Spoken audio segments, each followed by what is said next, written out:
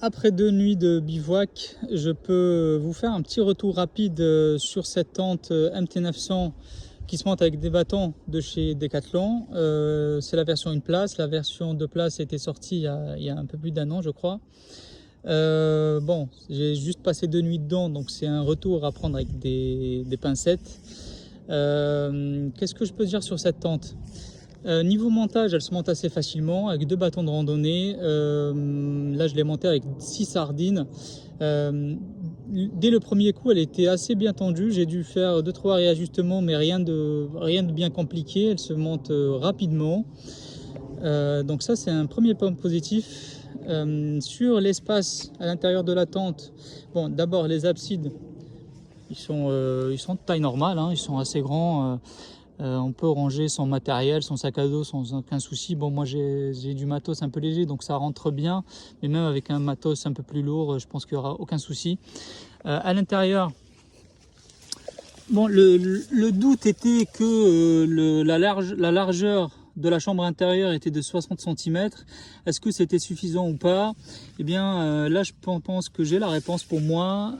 C'est suffisant. Vous voyez, là, j'ai mon matelas Thermarest Uberlight en version courte qui passe bien. Il n'y a aucun souci.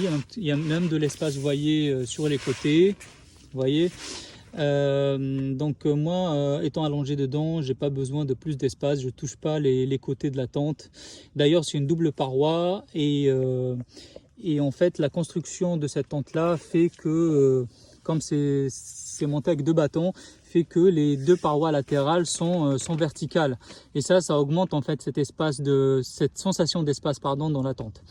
Le côté positif aussi, c'est que vous voyez ici, nous avons du tissu qui monte jusqu'à là, et ensuite on a du mesh, et le tissu qui monte permet aussi de protéger du vent. Ça, je trouve que c'est super intéressant parce que dans beaucoup de tentes qui se montent avec des bâtons, on n'a pas ce côté-là du tissu qui monte jusqu'à là. Et d'ailleurs, j'ai senti une différence de température entre l'extérieur de la tente et l'intérieur de la tente qui était assez significative, ce qu'on ne trouve pas forcément dans les tentes où il y a une double paroi juste avec du mesh, ou alors dans les simples parois, c'est encore pire. Au niveau de l'espace, pour la tête, j'ai pas du tout touché, je trouve qu'il y a suffisamment d'espace.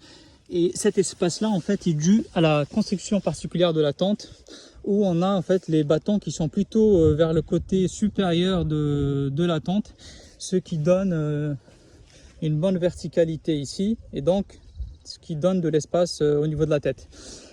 Bien entendu, du côté pied, la courbe ou la pente, elle est moins importante, mais par contre c'est compensé par le fait qu'il y ait des arceaux ici, vous les voyez, et ça permet d'avoir aussi de l'espace au niveau des pieds. Donc j'ai pas du tout touché, en fait mon duvet ne touchait pas, et même si ça touchait, et bien comme c'est une double paroi, il n'y a pas du tout de risque de toucher la condensation.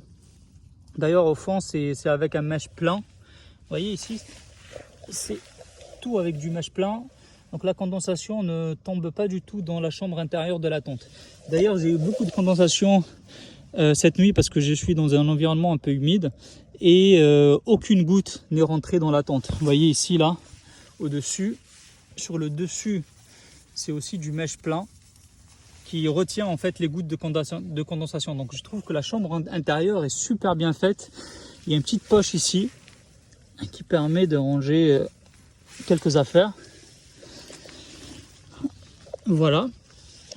Niveau stabilité, bon, je l'ai pas testé dans des conditions venteuses ou avec de la pluie.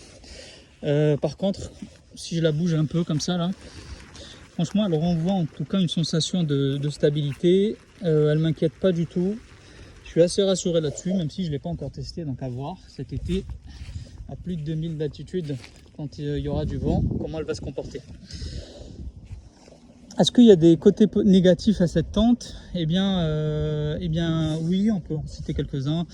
Bon, mais rien de méchant, hein. Moi j'aurais aimé que la toile intérieure soit accrochée à la toile extérieure sur un peu plus de points. Donc peut-être un ici, là, comme ça, et ici, hop. j'aurais aimé avoir voilà, une petite accroche ici. Voilà, quelques accroches supplémentaires, mais rien de méchant. Par contre, regardez les petits crochets qui sont là. Super utile. D'habitude, on n'a que le fil qui est là. Là, ils ont ajouté un petit crochet.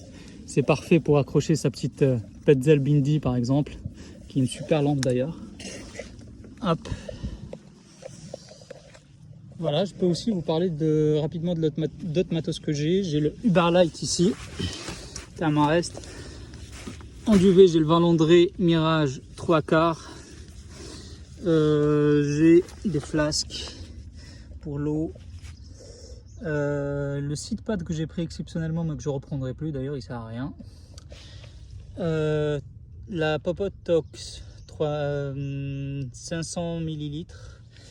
Le BRS 3000 que je présente plus. Et aussi des chaussures. Les chaussures Arc'teryx Norvan LD3. Elles ont fait le GR20, le Tour du Mont Blanc, l'Islande. Elles ont fait plein de trucs. Plus de 600 km au compteur. Et elles sont toujours opérationnelles. Voilà, j'espère que ça vous a éclairé sur cette tente. Et je vais essayer de vous faire un retour quand j'aurai passé beaucoup plus de nuits dedans. À bientôt!